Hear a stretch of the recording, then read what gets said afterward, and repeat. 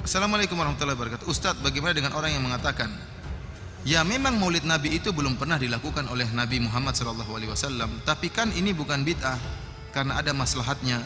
Di zaman Rasulullah SAW itu belum dibutuhkan karena para sahabat sudah mengenal dan setia kepada Rasulullah SAW. Sementara zaman sekarang banyak orang yang tidak seperti itu.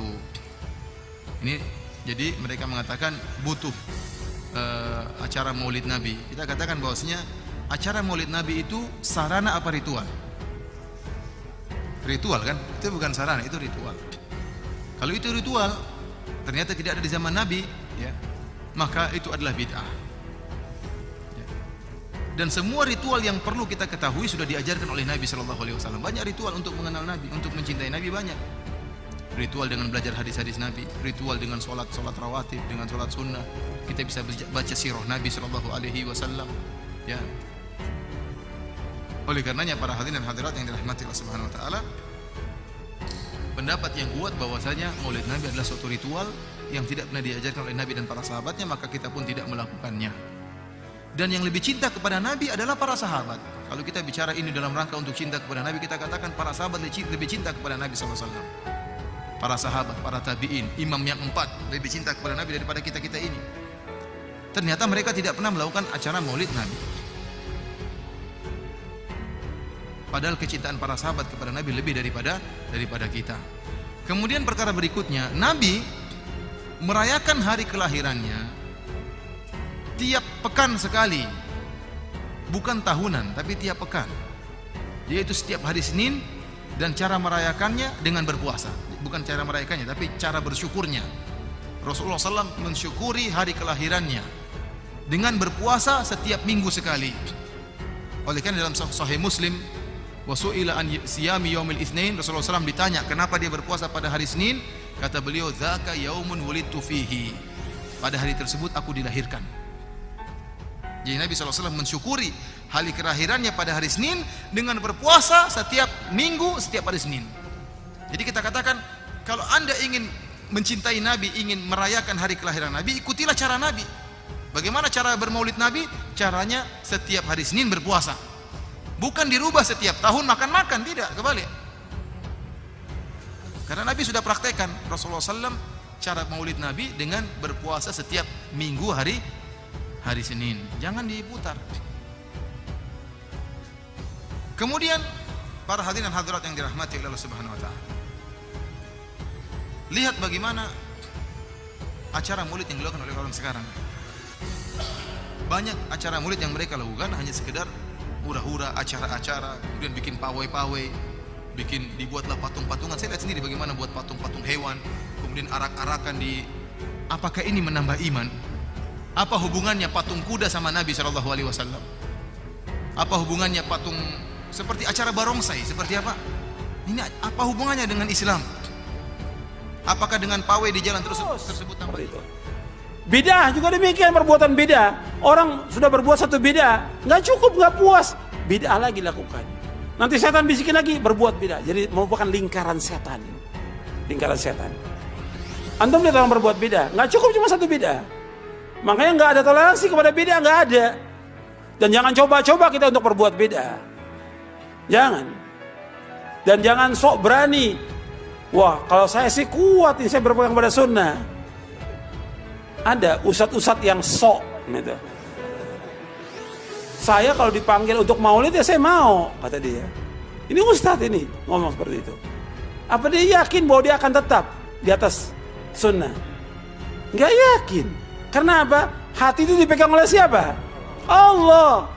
Allah yuqallibu kaifa yasha. Allah bolak-balikan hati menurut apa yang Allah kehendaki. Ada orang-orang dulu yang dia mengikuti sunnah, kemudian jadi pengikut bid'ah, bahkan jadi tokoh, jadi ahlul bid'ah. Dan itu terjadi. Makanya kita jangan coba-coba untuk toleransi kepada syirik atau bid'ah, nggak bisa. Karena akan menimbulkan apa? Perbuatan bid'ah berikutnya. Yang tadinya mungkin dia dai sunnah, ketika dia masuk kepada kelompok ahlul bid'ah, disanjung oleh ahlul bid'ah, lama-lama dia ditokohkan. Jadi tokoh apa? Ahlul bid'ah. Kan setan menggoda manusia sekaligus atau khatwa-khatwa. Allah mengatakan wala tattabi'u khutuwati syaitan innahu lakum aduwwum mubin. Dan kamu ikuti langkah-langkah setan, karena dia musuh yang nyata bagi kita. Khatwa, selangkah demi selangkah, nggak sekaligus. Setan pintar juga caranya. Sekarang ya sudah, biarkan dulu dia. Yang penting dia mau datang dulu udah. Alhamdulillah, ustadznya datang diundang dalam acara maulid, acara bid'ah atau acara yang lain, ustadznya mau datang. Dengan berbagai gelarnya sudah si ustadz ini. Sudah datang. Nggak apa-apa, nggak dimintain pendapat segala macam. Udah, yang penting datang udah, alhamdulillah, kata mereka. Yang kedua, setan bilang, ya suruh dong dia ngomong, kata setan. Jangan dibiarkan, masa di situ aja. Buat apa dia datang? Dia kan punya kedudukan. Suruh ngomong. Ngomongnya awalnya lurus-lurus aja. Itu undangan yang kedua. Undangan yang ketiga mulai mendukung. Ya kalau menurut saya sih ini nggak apa-apa. Ini kan masalah khilafiyah. Atau istilah sekarang ijtihadiyah. Yang ketiga tuh. Yang keempat, udah hilang tuh masalah ijtihadiyah. Memang kita harus hidupkan yang seperti ini. Betul nggak setan seperti itu? Itu setan. Saya luar biasa kesal. Kadang ada orang bikin perbandingan begini. Maulid Nabi, maulid. Zaman Nabi tidak ada coret. Zaman sahabat tidak ada coret. Zaman tabiin tidak ada coret. Zaman ini ada. Lalu diserupakan yang ikut-ikut ke sini. Antum kalau mengamalkan hukum seperti ini fatal. Ya? Jangan seketika, ini maulid bid'ah, maulid bid'ah. Masya Allah, antum tuh bid'ah dari kepala sampai kaki.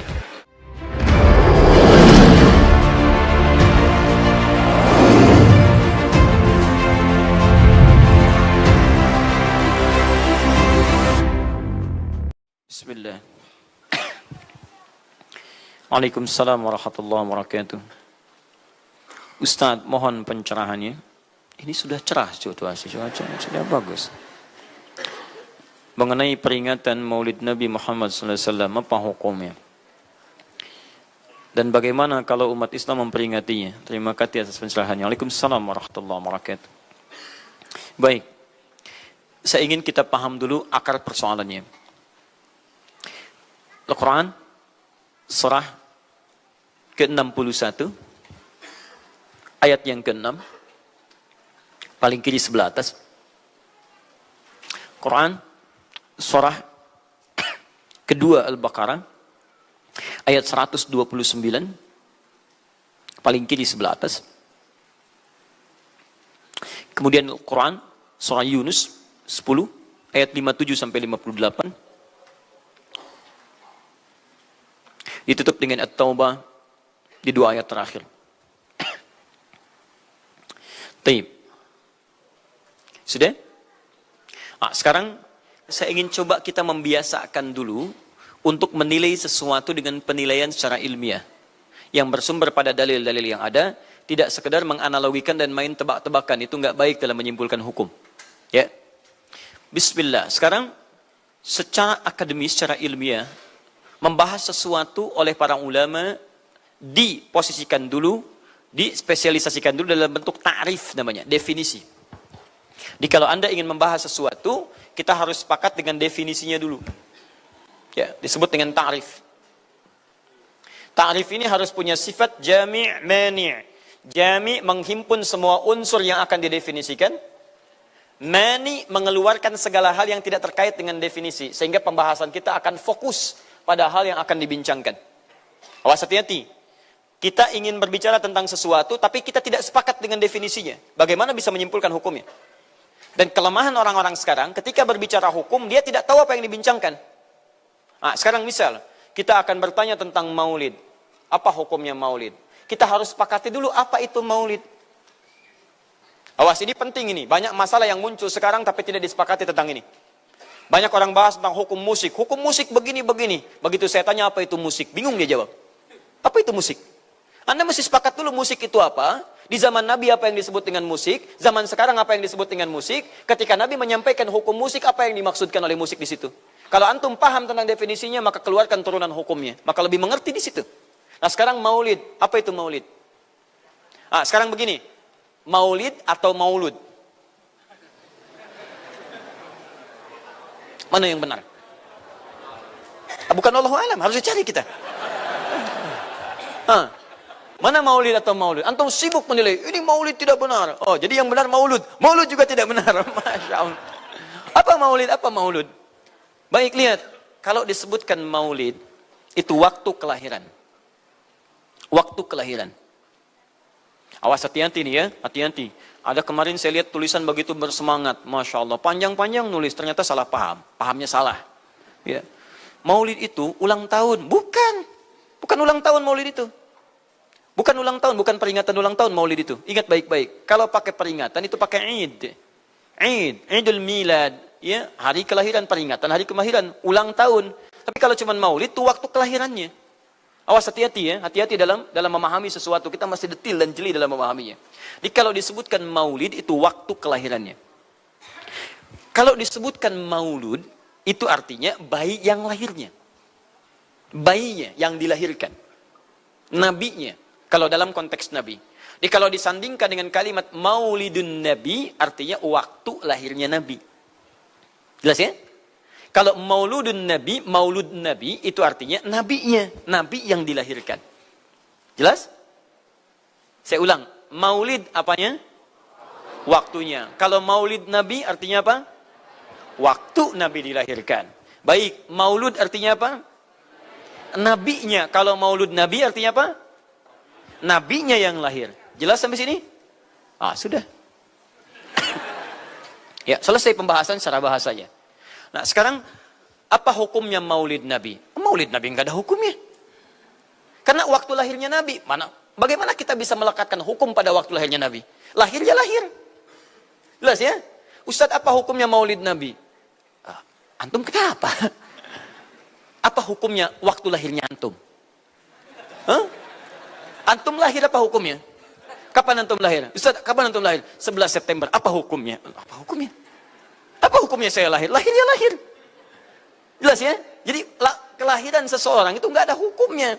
Qadar Allah yang menjadikan dia terlahir. Dan dengan kelahiran itu dia punya misi dalam kehidupan. Mencari bekal untuk kembali kepada Allah Subhanahu wa ta'ala. Jadi kalau bertanya hukum kelahiran seseorang, lahir ya lahir. Nggak ada hukumnya di situ. Paham ya? Hukum itu terletak pada perbuatan seseorang, bukan pada kelahiran seseorang. Ketika dia berbuat dengan aspek kesadarannya, maka muncul hukum di situ.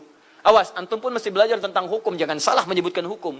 Hukum terletak pada perbuatan, bukan pada benda, dan bukan terletak pada waktu. Jadi ketika ada perbuatan melekat pada benda dan waktu itu, maka muncul hukum. Apa hukum gelas? Halo? Tidak ada hukumnya. Tapi kalau menyebutkan apa hukum gelas yang menampung kemudian barang yang haram yang digunakan gelas ini melakukan perbuatan haram, baru muncul haram. Apa hukumnya gelas yang digunakan untuk melempar orang lain? Haram hukumnya. Apa hukumnya gelas yang digunakan menampung air minum untuk diminum dalam keadaan yang sehat? Sunnah hukumnya. Jelas ya? Apa hukumnya golok? Golok digunakan apa? Kalau digunakan menyembelih hewan kurban, maka jadi sunnah hukumnya. Kalau golok digunakan untuk menyakiti orang lain, mengancam. Siapa nama kamu? Masya pakai golok. Ya, hati-hati. Nah, itu haram hukumnya. Jadi benda terletak kepada perbuatan yang melekat kepadanya. Apa hukumnya hari kelahiran? Hari kelahiran nggak ada hukumnya. Yang melekat hukum itu bagaimana menyikapi hari kelahiran itu. Itu poinnya. Paham ya? Ketika ada perbuatan melekat kepadanya, maka di situ ada hukum. Maulud itu bayinya, berarti nabinya. Apa hukum maulud? Apa hukumnya nabi? Nabi yang lahir nggak ada hukumnya. Jadi kalau Anda menolak maulud dengan pengertian seperti ini, maka Anda keluar dari Islam. Kalau dalam hukum seperti ini, saya menentang maulid Nabi, berarti Anda menentang kelahiran Nabi SAW. Saya menentang maulud Nabi, berarti Anda berhadapan dengan Nabi, Anda musuh Nabi. Jadi kalau Anda dimaksudkan dengan kata maulud dan maulid, Anda tidak bisa menentangnya, bisanya menerima. Saya menerima. Menerima. Kenapa? Karena dalam pengertian bahasa, maulid itu artinya waktu kelahiran. Maulud artinya nabinya. Persoalan kita terkait dengan pertanyaan ini, Anda bisa bayangkan, Nabi Isa 600 tahun sebelum lahirnya Nabi Muhammad SAW. Perhatikan, ikutan bahagia dengan kelahiran Nabi. Sampai kebahagiaannya diungkapkan pada umatnya. Saya kasih kabar gembira ya. Nggak mungkin orang kasih kabar gembira, perasaannya sedih. Kenapa? Saya kasih kabar gembira. Nggak ada. Kasih kabar gembira itu dalam keadaan bahagia hatinya. Kalaupun menangis, tangisan kebahagiaan. Anda bisa bayangkan, Nabi, Rasul, mukjizatnya hebat, sekali usap penyakit sembuh, menghidupkan orang mati, keduanya dengan izin Allah Subhanahu wa taala. Bahagia dengan kelahiran Rasul sallallahu alaihi wasallam. Antum Nabi bukan, Rasul bukan. Maaf, tidak punya mukjizat seperti Nabi Isa. Mayat dipanggil-panggil enggak bangun, diusap penyakit makin sakit. Tuh, lalu antum tidak bahagia dengan kelahiran Nabi, antum siapa? Nabi Isa aja bahagia, masa antum bukan Nabi tidak bahagia? Dan hebatnya, ada orang bisa bahagia, nabinya belum lahir. Biasanya sifat bahagia dalam kelahiran itu setelah bayinya lahir, bukan sebelum lahir. Alhamdulillah. Akhi, kenapa antum? Alhamdulillah, saya punya anak laki-laki, namanya Abdurrahman. Kapan? Nanti setelah menikah. Ini Masya Allah. Nikah aja belum, kenapa bisa memberikan kabar gembira? Antum kenapa, akhi? Itu dia, akhi boy tiba-tiba seperti itu. Orang bingung. Akan bubar pengajian kalau ustaznya begitu. Ya, jadi mustahil ada orang memberikan kabar gembira ketika bayinya belum lahir. Tapi kemuliaan Nabi Muhammad SAW menjadikan seorang Nabi Isa belum lahir, nabinya sudah merasakan gembira dan memberikan kebahagiaan pada umatnya. Kalau bukan Nabi Muhammad, mustahil. Ada kemuliaan tersendiri bagi Nabi Muhammad SAW. Setiap Rasul menantikannya. Nabi Isa menantikan. Masa antum tidak menantikan itu? Jadi kalau ada orang menolak maulid dalam arti waktu kelahirannya, maka dia telah ingkar pada Nabi Muhammad SAW. Maulud Nabi Ibrahim alaihissalam, Nabi Ibrahim, Nabi Ismail alaihissalam, keduanya meninggikan bangunan Ka'bah. Setelah selesai bangunan Ka'bah ditinggikan, keduanya berdoa di samping Ka'bah. Apa doanya? Doa maulud. Lahirnya, bayinya. Nabi terakhir yang lahir di samping Ka'bah, yang ditinggikan oleh keduanya. Ya. Wa idh yarfa'u Ibrahimul qawa'ida minal baiti wa Ismail, ayat 127-nya. Setelah selesai meninggikan bangunan pondasi Ka'bah ini, keduanya berdoa di samping Ka'bah. Di antara doanya ayat 129-nya. Rabbana wab'ath fihim rasulan minhum yatlu 'alaihim ayatika wa yu'allimuhumul kitab wal hikmah wa yuzakkihim innaka antal azizul hakim. Ya Allah, mohon utus seorang rasul dari kalangan mereka di tempat ini yang lahir di sekitaran ini. Jadi ada rasul yang lahir di dekat sekitaran Ka'bah. Hasil penelitian tidak ada rasul satupun yang lahir di dekat Ka'bah kecuali Nabi Muhammad SAW.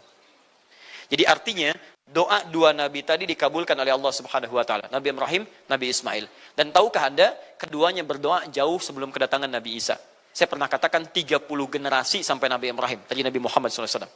Muhammad SAW bin Abdullah, bin Abdul Muttalib, bin Hashim, bin Abdul Manaf, bin Qusay, bin Murrah, bin Kilab, bin Ka'ab, bin Ghalib, bin Fihir, bin Malik, bin Nadar, bin Kinana, bin Khuzaimah, bin Mudrikah, bin Ilyas AS, bin Nizar, bin Mudar, bin Ma'ad, bin Adnan, bin Addi, bin Adri, bin Muqawwam, bin Nahur, bin Tarif, bin Ya'ruf, bin Yasjub, bin Nabit, bin Ismail AS, bin Ibrahim AS.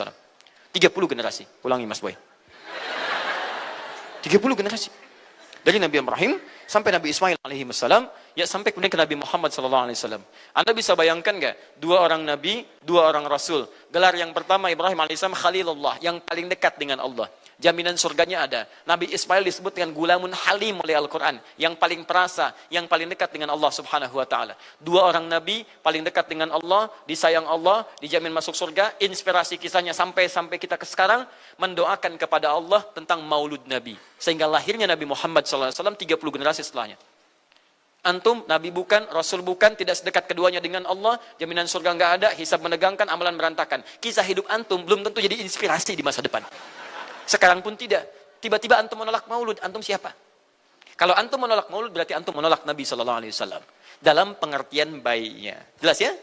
Jadi kalau kemudian ada disebutkan maulid dan maulud, itu artinya maulid waktu kelahiran, maulud bayi yang dilahirkan.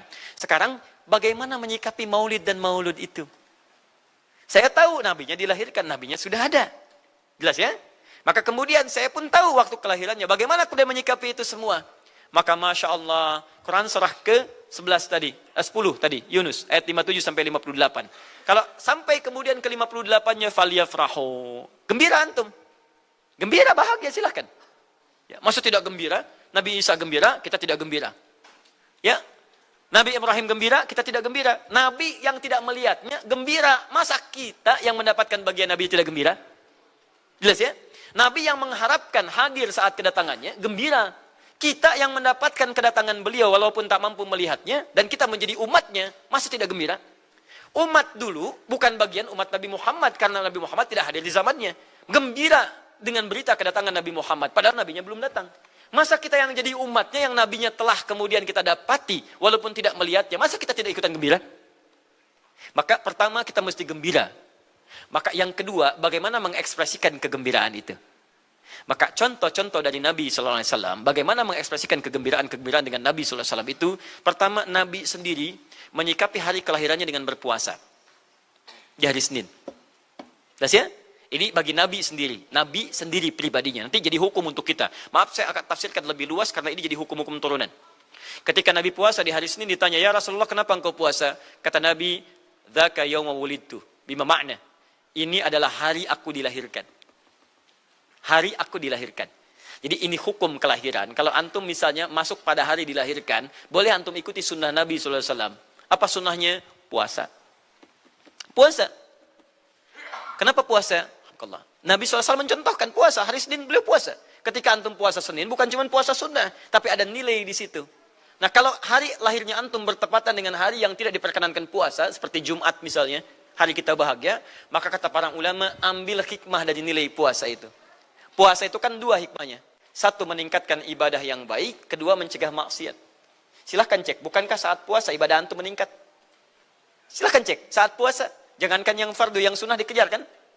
Jangankan koran yang dibaca, Al-Quran dibolak-balik. Maksiat ditekan, tidak ada orang puasa maksiat. Tidak ada.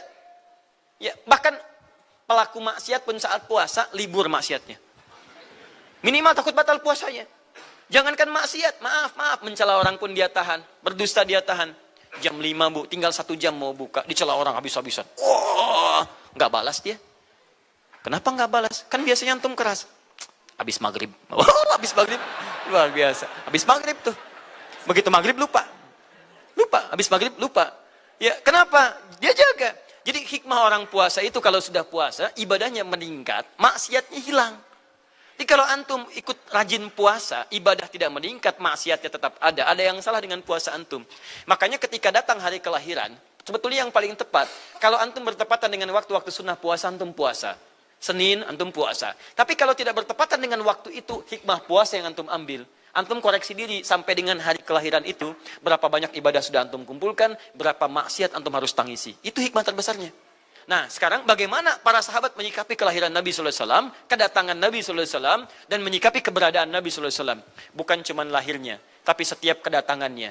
Nabi datang dari Madinah, dari Mekah ke Madinah disambut oleh para sahabat yang ada di sana.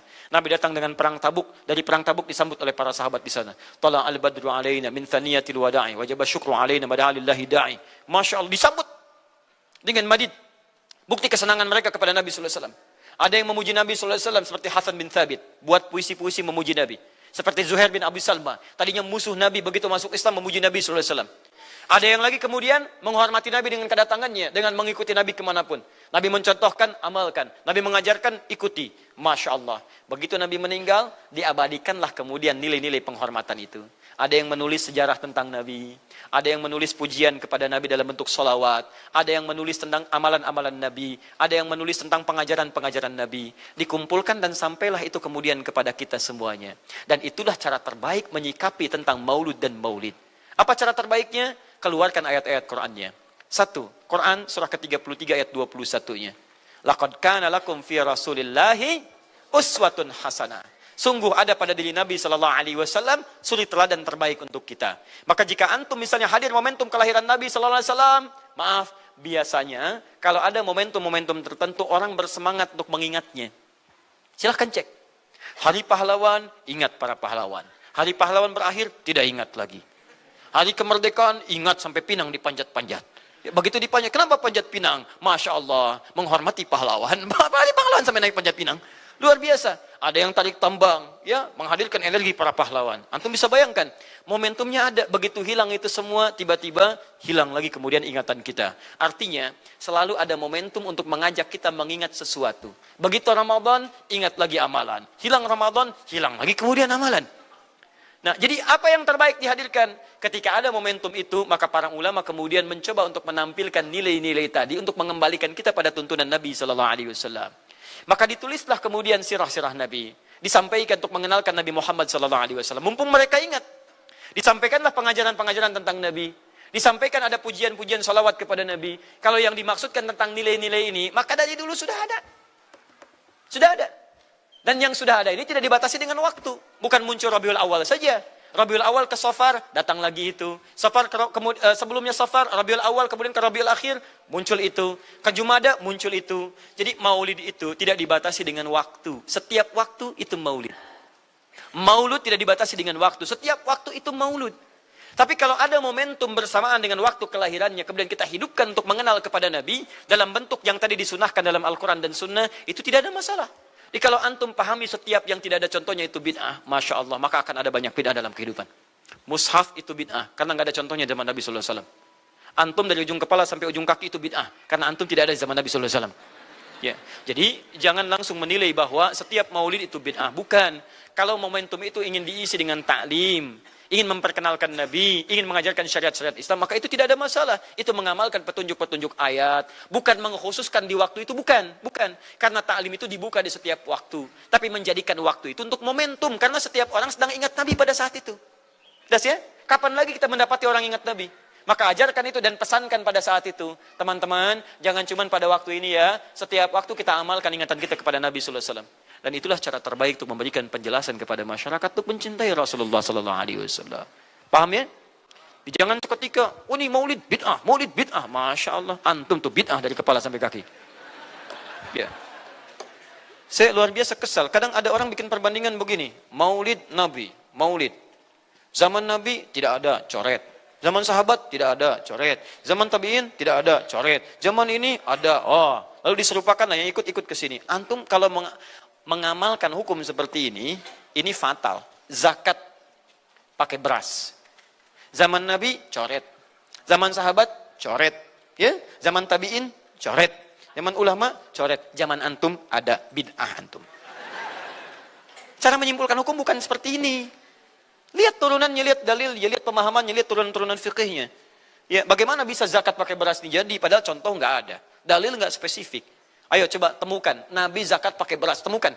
Kalau antum menemukan, Masya Allah, saya bermohon kepada Allah supaya Allah mempercepat hajinya antum dan masuk surga tanpa hisab. Tiap hari saya doakan. Tidak cukup dengan amin, cari dulu. Cari di setiap hadis Nabi zakat pakai beras. Saya sampaikan pada antum, sampai kiamat kurang 2 hari, antum nggak akan temukan. Sehari lagi buat sadar, ngapain nyari? Ya. Karena Nabi tidak pernah bersentuhan dengan beras. Silakan cari di kitab hadis palsu pun, sepalsu-palsunya nggak akan ditemukan. Capek pemalsu hadis mengarang hadis palsu tentang itu. Nggak akan didengar, nggak akan dilihat. Kenapa? Karena tidak ada. Ya, kata Muawiyah, hadza irqun, itu makanan pokok. Nabi zakat pakai kurma, pakai gandum. Ya, lihat, karena itu makanan pokoknya. Makanya setiap makanan pokok yang digunakan, kata para ulama, mendekati kaidah usul fikihnya. Lihat, kaidah usul fikih diambil di sini. Setiap yang punya keserupaan dengan itu, sekalipun teksnya tidak jelas langsung menunjuk, itu ada isyarat, namanya qarinah namanya. Kalau ada isyarat menunjukkan kepada itu, maka boleh digunakan sebagai alternatif lain dari makanan pokok yang tidak didapati di masa kita dengan generasi yang berbeda. Tapi kalau makanannya sama di setiap generasi, dia zakatnya pakai itu. Makanya orang Arab sampai sekarang pakai kurma, ada yang pakai gandum. Kita makanan pokoknya bukan itu. Antum makanan pokoknya apa? Beras, Masya Allah, beras. Baik pemirsa, beras itu makanan pokok bagi hewan yang bertembolok ya. Ayam, bebek itu beras. Baik, makanan kita nasi. Dan nasi bersumber dari beras. Baik, nasi bersumber dari beras. Jadi kalau kita ingin zakat pakai beras, boleh tidak? Nah, lihat bagaimana cara pendekatannya. Dalil belum ditemukan aslinya. Seperti maulid tadi, menyikapi dengan taklim macam-macam, nggak ada nas aslinya. Tapi qarinahnya ditemukan, sama-sama makanan pokok, sama-sama taklim, sama-sama meminta untuk ikut ajaran, sama-sama mereka ingat tentang Nabi SAW. Maka semua hukum itu kita terapkan, jadilah hukum terapan dalam kehidupan kita. Paham? Dan itu tidak disebut dengan bid'ah. Jelas ya? Bid'ah. Alhamdulillah.